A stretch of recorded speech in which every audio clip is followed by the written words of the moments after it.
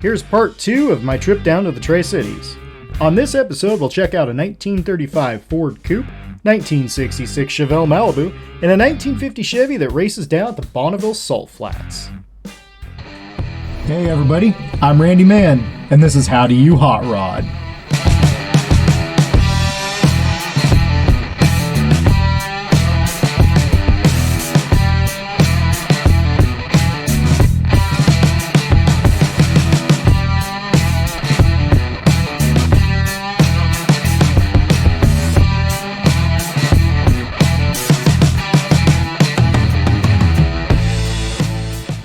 This episode of How Do You Hot Rod is brought to you by V8 Auto Sales in Spokane, Washington, Golden Touch Wraps in Peoria, Arizona, and Top Rocker Tattoo also in Peoria, Arizona.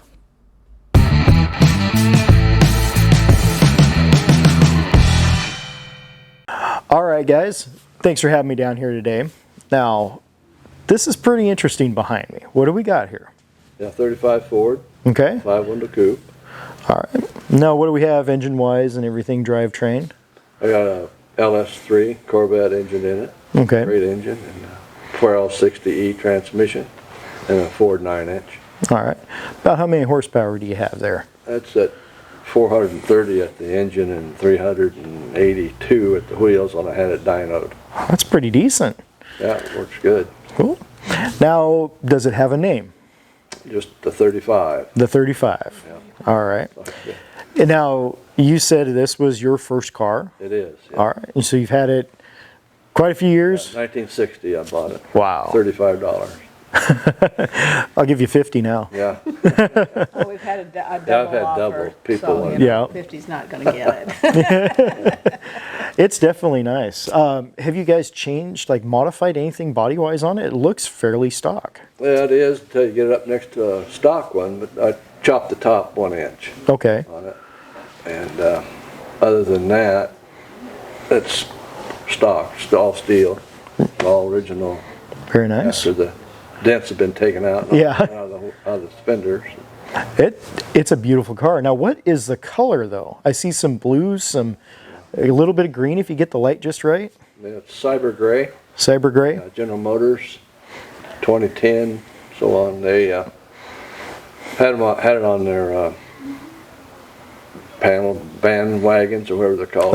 HHRs. Yeah, Okay. And the Corvettes and Camaros, I think had it also. I'm not sure. But Interesting. They ran it about 3 years or 4 years, and in 2014 at their vet celebration, whatever year that would have been for the vet, they brought it back for that year. Okay. But it's not anymore.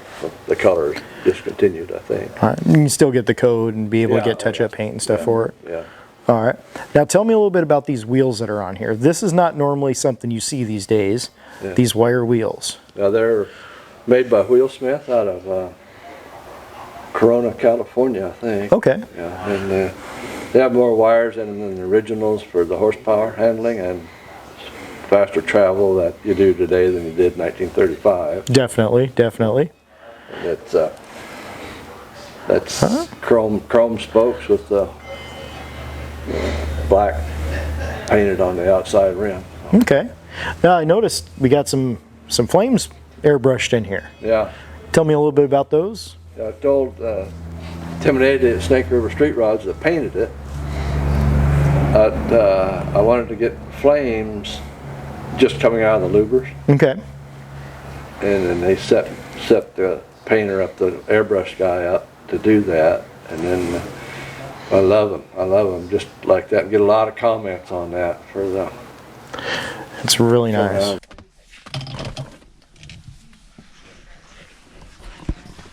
Now wait a minute.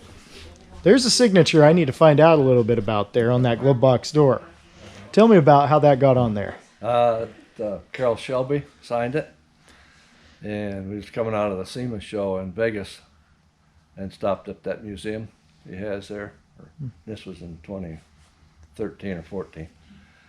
And as we were leaving, I noticed on the wall that if you wanted Carol Shelby's signature on a car item, that he'd sign it or for so many bucks, and then on a t-shirt or a cap it was a little less money. And I thought, I'm gonna go home and get my glove box out and send it down to that museum. And he signed it in November of 13. I think it was 2011. I think he died in 2012. Anyway, I thought this would be kind of neat to have on here. And then they ship it back to you. And that money goes to the Carol Shelby Heart Foundation for Children, I believe it is. So. You have your first car too, right? I do. And it is a 1966 Chevelle 2-door hardtop. okay. Well, how about we go take a look at that All now right. too? Okay.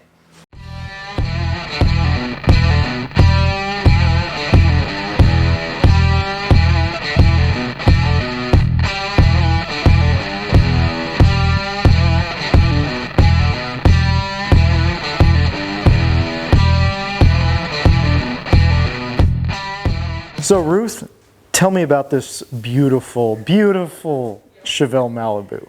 Well, I got it in 1966 after I graduated from college. And then we got married in July. So it's always been our family car. And you bought it brand new. Bought it brand new. Wow. I retired in 2009, and so she did too, because by then she was pretty rusty. It had almost 300,000 miles on her. Goodness. Now, what engine was it originally? 283. 283, okay. And almost 300,000 miles on that, huh? Yeah. Just normal maintenance? Did you end up having to do anything? Wow. And, she's been Old Blue since day one. Is that her name? Old Blue? That's her name. All right. Now, since you retired her, tell me what you guys changed on her. Well, pretty much everything. Joyce we decided to keep her. And Joyce took it completely apart. Okay. Had to get a new Art Morrison frame because the frame was toast. Nobody ever told you that when you go through sand and salt and snow and ice and stuff that you really need to wash it out and underneath. Yeah, doesn't do too well. And so, but I wanted it to look original. Okay. The exterior and stuff. So basically it is, except for the tires and the engine. Wow.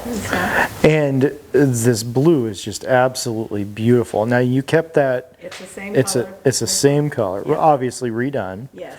But Yes. and then the interior I also saw looks beautiful. It's the same colors, original. Now- It's a new seat. New seat. In the front. The back But seat is, the fabric though, the fabric is original. Wow. Actually original. that's beautiful. And did you update a few things? You said you changed the engine, so what'd you have there? What'd you put in? LS3, LS3, okay. 490 horse. Oh wow.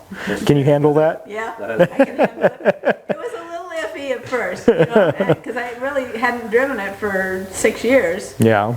Or actually more than that, since 2009 till last year, so 10 years. Wow. So you have to get used to driving it again. And then, yeah, it had a little bit more power than a 283. And did you update some like air conditioning and stuff like that also along the way? Yeah, AC and cruise. And, Okay. But Yeah.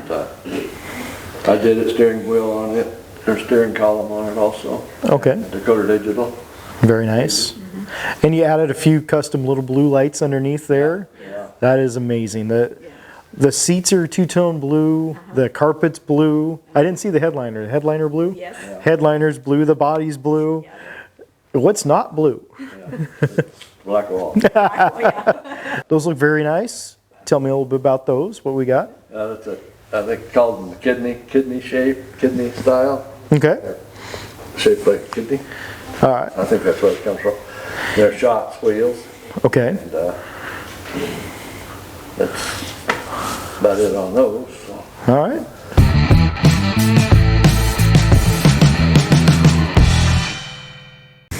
Bill, thanks for having me here today. You have a 1950 Land Speed Racing Chevrolet here? Yes, sir. Well, tell me a little bit about it. Well, we run this car in vintage production, and production means that we cannot modify the body from factory stock when it was produced. The only possible body modification we can make is to add a hood scoop, which we have done now.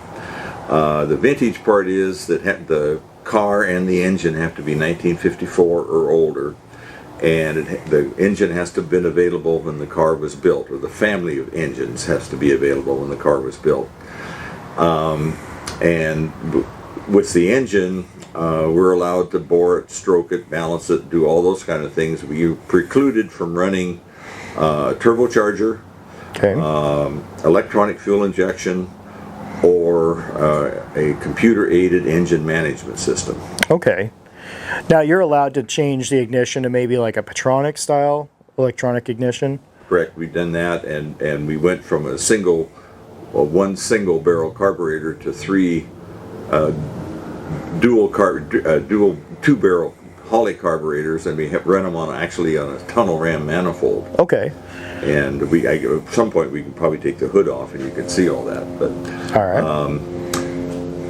So how long have you been racing in general?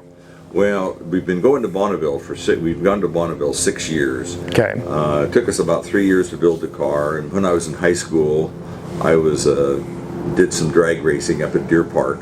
And in fact, in my high school yearbook for 1960, when I graduated, it says "Ambition Race Driver." All right. And so you've been drag racing quite a few years. Well, the Army, college, family, everything made a big hiatus in my racing career. Yeah. And so I got remarried in 2009, and I had the car, and I had that smaller engine for it. And one Saturday morning, my wife came in my office, and she said, if you want to build that car and go to Bonneville, you're never going to get there any younger. Let's go as spectators. Okay. So we went down 2011. We went down as spectators, and Got hooked.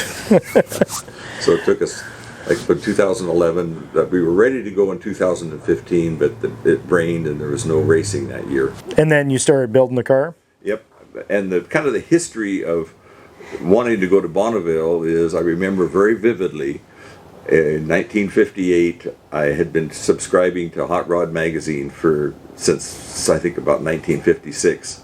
And so I was sitting at the kitchen table there outside at the farmhouse outside of Spokane, and I was doing homework, and I realized that the new Hot Rod magazine came, so I started reading the new Hot Rod, and there was an article in there about Speed Week, and I thought I could do that. All right. Now, inside, obviously, you do have to have some safety features. We have a full roll cage in there. There's 176 linear feet of roll bar tubing in the roll cage, and it has to protect you from all sides, top and bottom, and it has to be welded. And the guy who built this thing was an artist, because a lot of the welding he literally had to do with a mirror Inside that car. Inside the car. Yep. Engine-wise, you have? Engine-wise, it's a 1954 261 truck block. Okay. And the 261 truck block used the same crank as the 235 did. And then the truck head was a lower compression head than the passenger car was, so we run a passenger car head on it. At one point, we had milled the head and decked the block a total of 128 thousandths of an inch to get compression up, but we were running a flat top piston in that little engine, and we still, at a good day, we had 9-to-1. This engine has got a dome piston, and we're running 10.53 compression. We had to put a notch in the dome to get flame travel because it shielded the spark plug. Got it. So it's an endless thing like that. And transmission? Transmission, originally we had a Saginaw 4-speed, which was a rock crusher. It was an indestructible transmission, but the space between the gears between third and fourth was too large, and so when we go from third to fourth, which is direct drive, we would dump about 1,400 RPM, and we couldn't get it back. Okay. Because of the frontal area and stuff. So we went to this T5, which is like out of an early S10 pickup or the little Blazer that they used to have.